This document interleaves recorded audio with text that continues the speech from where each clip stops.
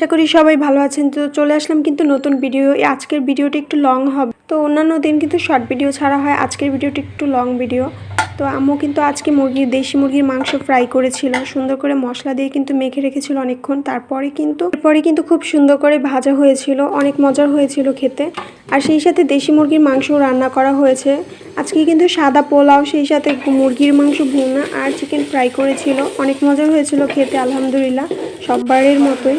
ছোট মিডিয়ামের মধ্যে কিন্তু আস্তে একটা আনা মুরগি ভাজা হয়েছিল, সেই সাথে সাদা পোলাও রান্না করতেছিল। প্রথমে মুরগিটা ভেজে রেখেছে, এরপরে মুরগির মাংস ভুনা করে রেখেছে, সেই সাথে এরপরে কিন্তু পোলাওটা রান্না করতেছিল। আর পোলাওটা আজকের একটু এত মজা হয়েছে, অন্যান্য দিন যতটা মজা হয় এর থেকে আজকের পোলাওটা বেশি মজা হয়েছে।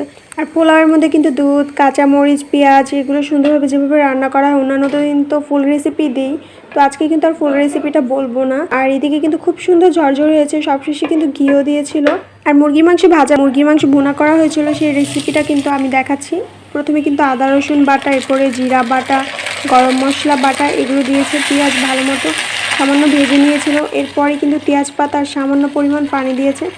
এগুলো দিয়ে সুন্দরভাবে আবার হলুদ, মরিচ, পরিমাণ মতো লবণ এগুলো দিয়ে আবার নেড়ে নিতেছিল। মশলাটা ভালো করে কষিয়ে নিতে হবে, আর স্বাদ মতো লবণ না দিলে কিন্তু একদম মজা লাগে না। তো আজকে কিন্তু একটু লবণ কম হয়ে গিয়েছিল, এরপর টেস্ট করার পরে সামান্য আরেকটু পরিমাণ লবণ দিয়েছিল। কিছুক্ষণের জন্য কিন্তু ঢাকনা দিয়ে ঢেকেও দিয়েছিল। এরপরে কিন্তু মুরগির মাংসগুলো দিয়ে দিল, ধুয়ে রাখা মুরগির মাংসগুলো সুন্দর করে আবার নেড়ে নিতেছিল।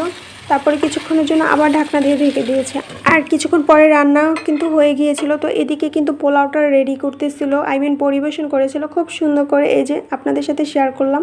অনেকে হয়তো বলতে পারেন যে মুরগির মাংসটা হয়তো একটু পড়ে গিয়েছে, আসলে কিন্তু না, মশলাগুলো যেখানে লেগেছিল তো ওই দিকটা একটুখানি সামান্য ভাজা বেশি দেখা যাচ্ছে, তবে আলহামদুলিল্লাহ অনেক মজার হয়েছিল।